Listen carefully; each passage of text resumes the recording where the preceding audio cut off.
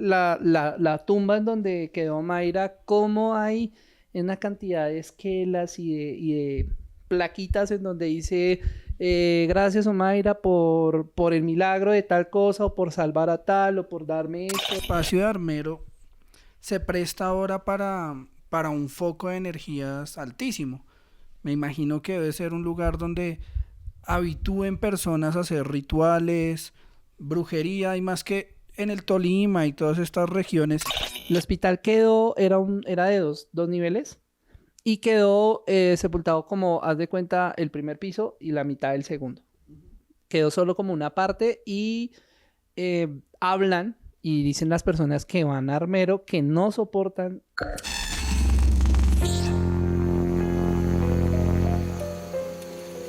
Hola, buenas tardes, días, noches para todas las personas que nos ven en YouTube. Nosotros somos Extradimensional y estamos hablando de muchos temas paranormales, de muchas cosas interesantes, y el día de hoy vamos a hablar de un tema bastante misterioso y muy triste, que es la tragedia de Armero. Hola David, ¿cómo vamos? ¿Todo bien? Hola Pedrito, bien, todo tranquilo, toda una semana agitada, pero bien, tranqui. Ah, bueno, listo. Entonces vamos a empezar. Armero es una de las tragedias naturales dolorosas y más duras que ha vivido Colombia. Este año se cumplen 38 años de esta tragedia. Fue el 13 de noviembre del 85. Fue una tragedia que fue producto de una erupción del volcán Nevado del Ruiz que arrasó con el pueblo completamente, con una avalancha que derritió el volcán cuando hizo erupción, derritió todo el glaciar. Ese glaciar empezó a irse por los cauces del río, ¿sí? Y llegó con escombros, tierra, madera, agua, lodo, y pues arrasó completamente con toda una población. Nuestra sociedad colombiana, hubo un montón de muertos, hubo muchísima gente que perdió completamente todo, sus casas, todas sus propiedades. Fue algo muy trágico para el país. Aparte que era algo que se podía de pronto prever, ¿no? Que no hubiera sido tan catastrófico como lo fue. Realmente fueron 25.000 personas las que fallecieron en Armero, de una población de más de 30.000. Fue bastante duro, sobre todo porque no hubo manera de hacer algo cuando ya se vino todo por encima. Entonces, pues desafortunadamente, como lo decía ahorita David, se pudo prevenir Armero. El Nevado del Ruiz empezó a tener actividad volcánica que no se presentaba en más de 80 años. Entonces, ¿qué pasó? Las personas de sismología que hacen como los estudios frente a este tipo de ¿cómo se llama eso? ¿Desastres naturales? Sí, como o de actividades sísmicas y de volcanes. Ellos empezaron a poner alarmas en el estado ante las diferentes entidades que estaban o que regulaban este tipo de eventos, y ellos dijeron sencillamente ¿cómo vamos a evacuar a más de 30.000 personas o más de 30.000, porque eran diferentes pueblos, ¿sí? Que estaban aledaños, y Armero estaba lejos de la zona de riesgo principal, ¿sí? Entonces ellos decían, ¿cómo vamos por una erupción vamos a evacuar a todo el mundo? No, eso no se puede hacer. Lo triste de todo este asunto es que en el 85 hubo dos actividades en el volcán, en abril y en septiembre, que hubieran sido, debieron haberse tenido en cuenta para poder, ¿cómo lo digo? Tomado medidas preventivas y se hubiera evitado una catástrofe de esas. Sí, hay algo que todos como colombianos recordamos y es el caso de Omaira, ¿no?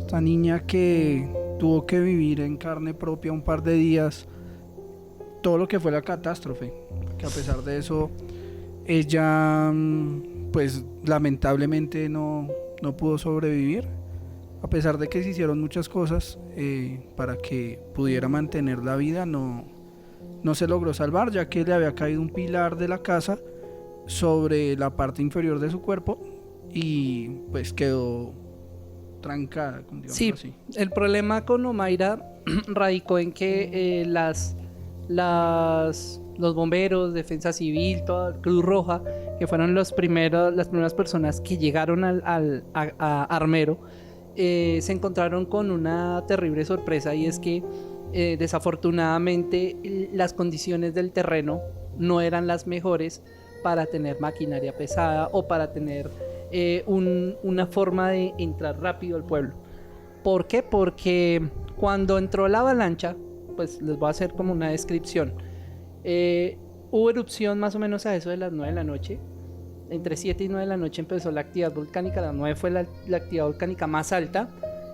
Cuando empezó a haber la erupción, el glaciar se derritió y empezó a bajar. Entonces está el río Lagunilla, que es el río que hizo como el conducto para que toda esa avalancha que venía se fuera por el arrecife, y eso se convirtió, había ¿cómo se llama? Un estancamiento, una presa natural que se llama el Sirpe, que era de donde salía el cañón del río Lagunilla. Como eso colapsó y como venía con toda la fuerza del glaciar, del volcán y todo, pues eso empezó a arrasar completamente todo lo que se venía, todo lo que iba por delante se lo llevaba. Entonces, hace más o menos entre 11 y 1 de la mañana fue cuando llegó toda esa cantidad de escombro de avalancha a la ciudad o al pueblo de Armero, que no era un pueblo pequeño, era un pueblo, como les decía, un pueblo de más de 30,000 personas. Era un pueblo caracterizado por la comercialización y la siembra del algodón, y era una de las ciudades más importantes del territorio del Tolima, que quedó completamente sepultada y que desafortunadamente hubo personas que ni siquiera se dieron cuenta de cuando les llegó la avalancha. O sea, los tomó por sorpresa. Había gente que estaba durmiendo, había gente que estaba en sus casas y no se dieron cuenta de absolutamente nada. Entonces arrasó con todo. Sí, digamos que ahorita Armero, ya saliendo un poquito de la historia, ya el pueblo no existe como tal. Si no pasa o cruza por Armero, ya solo se ven los tejados de las casas y no se ve nada más. Es un camposanto muy grande, es un cementerio de 30,000 personas. Sí, exacto, 25,000. Realmente en el 86 el Papa Juan Pablo II declaró Camposanto Armero porque no había manera de sacar o de rescatar los cuerpos de las personas que quedaron sepultadas, porque cuando se secó el lodo, pues eso quedó prácticamente como si fuera un es una costra. concreto. Quedó Concreto, quedó duro y no se pudo hacer absolutamente nada. Con el tema de Omaira fue una de la cara principal que se vio a nivel mundial, y que tristemente hablábamos antes de empezar a grabar. Se usó también como una manera amarillista de tener como rating, de tener como que la gente estuviera pendiente. Es que en mi canal salió esto y así. Y realmente pues invisibilizó de alguna manera las miles de tragedias que habían también, ¿no? Porque hay que tener en cuenta que las personas que murieron pues quedaron ahí sepultadas, pero quedaron más o menos 4,000 personas sobrevivientes y heridas, de las cuales no se supo muy bien el paradero de muchas personas, sobre todo niños. Algo que pasó en Armero es que los niños que quedaron sobrevivientes se los empezaron a llevar a diferentes refugios y lugares o ciudades principales, Bogotá, Cali, Medellín. Los empezaron a llevar, pero tristemente como los niños no encontraban el papá, no encontraban la mamá, no encontraban esto, ningún tipo de familiar, porque estaban en la catástrofe en sí, estos niños fueron llevados a familias extranjeras, sin hacer una previa análisis o ver dónde están los familiares, sino que la ruta fácil fue como saquémoslos y ya. Entonces fue muy triste, y pues cuando llegaron los brigadistas y todos se encontraron con un apocalipsis, se encontraron con una ciudad llena de caos, en donde la gente, por sobrevivir y salir, por ejemplo, del escombro, tumbaban a otros para subirse a la casa o para subirse a un lugar en donde pudieran resguardarse o ser rescatados. Entonces también hubo una serie de caos. Sí, claro, yo siento también que, por ejemplo, el espacio de Armero se presta ahora para un foco de energías altísimo. Me imagino que debe ser un lugar donde habitúen personas a hacer rituales, brujería, y más que en el Tolima y todas estas regiones siempre ha estado en torno a la brujería, a las brujas, y un espacio donde hubo una cantidad tan alta de muertes, donde porque son sacrificios humanos, son vidas humanas las que están ahí. Siempre hay que darle una santa sepultura según las religiones, una santa sepultura a los cuerpos, y estos cuerpos que quedaron ahí en ese espacio, lo que hablábamos el otro día de los fantasmas, de que dejan huellas energéticas. Es un montón de personas, es un montón de energías que deben habitar en este espacio. Me imagino que debe ser ultra propicio para que las personas que son afines a todo esto lo utilicen como un lugar para rituales, porque también hay un montón de historias detrás de Armero, hay un montón de historias de personas que pasan en sus autos. He escuchado historias de personas conocidas mías que pasan en sus autos de noche y escuchan gritos, escuchan lamentos, ven sombras. Tengo la historia de un conocido que pasó en moto y vio sombras en uno de los edificios, como solo se ve la parte de encima, vio sombras que se atravesaban las ventanas. Fueron a ver y no había como forma de entrar, o sea, estaba completamente sellado por todas partes, y no era que alguien se hubiera metido como, o que estuviera ahí o algo así, porque no había forma de entrar, pero ellos sí vieron sombras, y eso es muy habitual que se vea en ese espacio. Aparte, perdóname, David, que se sienten esas energías, y hay muchos mitos y muchas leyendas frente a lo que se ronda, ya metiéndonos un poco a lo paranormal, sin necesidad de ser brujo ni nada, ni las personas que van a ofrendar, o sea, no necesariamente tenía que haber eso. Por ejemplo, Omaira, al haber sido una figura tan popular, se convirtió en una especie de santo,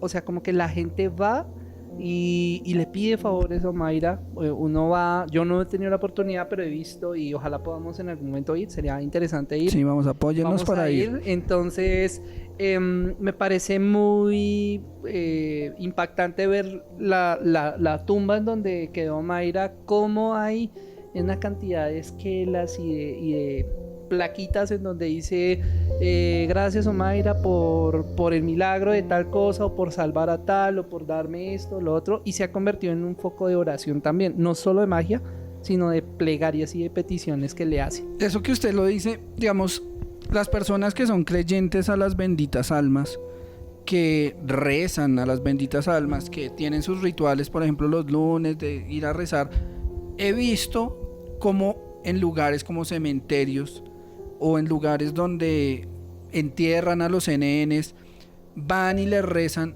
No me quiero imaginar cómo es Armero, o la cantidad de personas que van a rezarle, a pedirle a las benditas ánimas de Armero, a su creencia, en este caso, como dices tú, a Omaira, a un alma que está ahí, y cómo van y la creencia, ¿no? Es una cosa impresionante.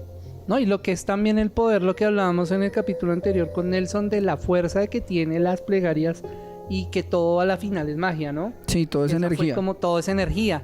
Entonces es impresionante cómo logró esta figura de esta niña, víctima, de esta niña que pues desafortunadamente no pudo salvarse, cómo se convirtió en un foco de oración y de petición a muchas personas. Y es que hay muchas personas que le tienen fe, que le llevan juguetes, que dicen que cuando llegan al sitio escuchan risas, que han escuchado la voz de Omaira. O sea, hay un montón de cosas. Otro sitio en Armero en donde se siente una energía bastante pesada es en el hospital. El hospital era de dos niveles y quedó sepultado como, haz de cuenta, el primer piso y la mitad del segundo. Quedó solo como una parte y hablan y dicen las personas que van a Armero que no soportan entrar porque hay maneras de acceder al hospital, pero al entrar ahí se escuchan risas, se escuchan gritos, se escuchan lamentos. Y es lógico también, porque imagínate cómo habrá sido el colapso de ese hospital recibiendo a toda esa cantidad de heridos, de personas que estaban quemadas, que les quitaban el lodo, y cuando les quitaban el lodo se les iba la piel con el lodo porque era lodo caliente también, ¿no? Hay que tener en cuenta que también era eso, ¿no? Sí, o sea, yo me imagino la escena. Ahorita hablábamos un poco sobre una película que a mí me chocó muchísimo cuando era más joven. ¿Cómo era que se llamaba? No morirás. No morirás. Y en la película, digamos que dramatizaban toda la época y todo lo que se vivió, los gritos. No, era una cosa impresionante. O sea, yo recuerdo esa película y me da un poco de choque, bueno. O sea, sí, era una cosa loca. Pasa con este podcast que, pues, no sé si lo notan, creo que sí. Uno, al hablar de este tema, uno como que se siente un poco agobiado, como que se siente uno un poco afectado, porque no me imagino estar en una situación de estas. Por ejemplo, mi esposa, cuando tenía su peluquería, ella tiene una cliente que fue sobreviviente de Armero. A ella casi no le gusta hablar de estos temas, pero ella estaba muy niña cuando pasó, y a ellos la avalancha les pasó por encima de la casa y los sepultó, pero no les pasó absolutamente nada. O sea, ellos cuando pudieron abrir la puerta, golpearon así como el lodo, y no, pues afortunadamente en la zona en donde ellos vivían, la avalancha no fue tan arrasadora. O sea, ya como que se iba, a la medida que iba llegando al pueblo, entre más impactaba, como que más iba siendo lenta. Sí los inundó, sí los sepultó, pero pues se salvaron. Y ella lo cuenta. Y ella habla de que pues es algo que, y la mayoría de sobrevivientes de Armero tratan de olvidar, porque fue algo que fue muy, muy complicado. También se ve que hay muchísimos mitos acerca de todo lo que ha pasado en Armero, ¿no? Sí, hay un mito, y me puse a investigar. Y hay un mito de un sacerdote que se llamaba Pedro María Ramírez. Don Pedro, alma bendita. Tocayo. Que pero ya está era muerto. un sacerdote que en el año de 1900, él fue obispo él fue sacerdote de Armero, y en la década de los 40, en el 48, él era un sacerdote con ideales liberales. Recuerdan que en esa época había una pelea bipartidista. Uh-huh. Entonces resulta que este sacerdote, cuando sucedió lo del Bogotazo en el 48, el 9 de abril, la gente se volvió loca, ¿no? Y los conservadores se fueron encima de los liberales encima de los conservadores, y había mucha gente en Armero que era conservadora, y lo que hicieron fue linchar al sacerdote. En su lecho de muerte, él dijo un fragmento de lo que dijo él, era que no iba a haber vivo sobre Armero, y que no quedará piedra sobre piedra en Armero. Esa es la maldición, barro sobre piedra, que se le adjudica a que haya sucedido eso. Coincidencia o no, pues sus palabras fueron muy fuertes. Ya es la segunda maldición, ¿no? La segunda maldición, porque, o sea, que contamos nosotros con la de los templarios. Ah, sí. con el tema del viernes 13. Sí, sí, señor. Si quieren ver el capítulo, vamos a dejar el enlace aquí El enlace, ¿cierto, Dani? para que vayan al capítulo de viernes 13. Y también es como muy curioso, ¿no? Siempre hay como una maldición de alguien Algún que dato curioso. sí, ha sufrido algo y manda una maldición y pasa algo. Sí. Otra cosa que me pareció muy curiosa, muy interesante, haciendo una relación a lo que dijo este señor, este finado, don Pedro, Tocayo. el tocayo, es que cuando sucedió, cuando pasó la avalancha por Armero, el cementerio no le pasó absolutamente nada. Y de hecho las personas que se alcanzaron a dar cuenta se fueron al cementerio y fueron gran parte los que más sobrevivieron. El río en no ese se llevó sector. los muertos. No se los llevó, porque pues él hablaba de que no iba a quedar ningún vivo, pero pues los muertos no tenían la culpa. Ya Sí. los muertos estaban, ¿no? Sí, eso sí es verdad. Pero sí es curioso que no haya sucedido nada ahí, en Sí. ese sector.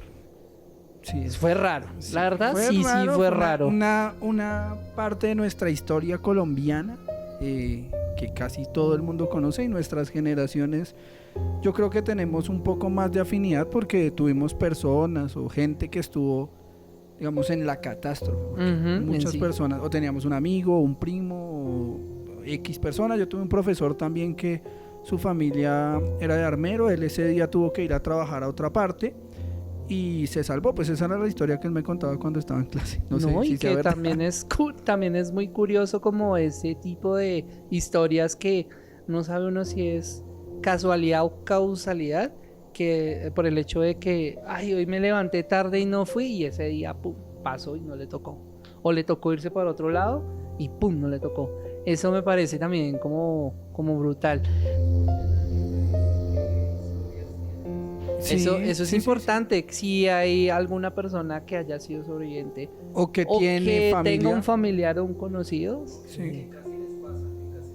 O Sí. también, ¿no? Porque también pasa, por ejemplo, es que haciendo un paréntesis, en el G11 pasó mucho eso, las Torres Gemelas sucedió mucho, mucha gente no fue, se le hizo tarde y todo y no les Y tocó algo, ese día. Nos quedamos con cuando te toca, te toca. Hashtag cuando Hashtag cuando te toca. te toca morirte.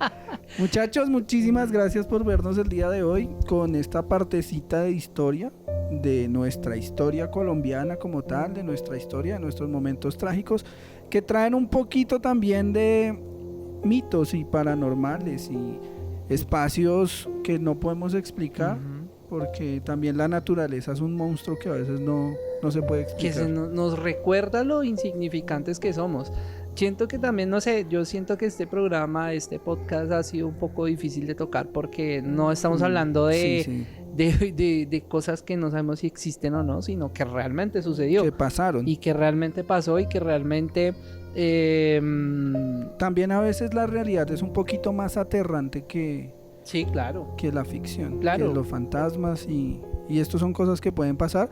Muchísimas gracias por todo, Pedrito. Muchísimas gracias, Dani.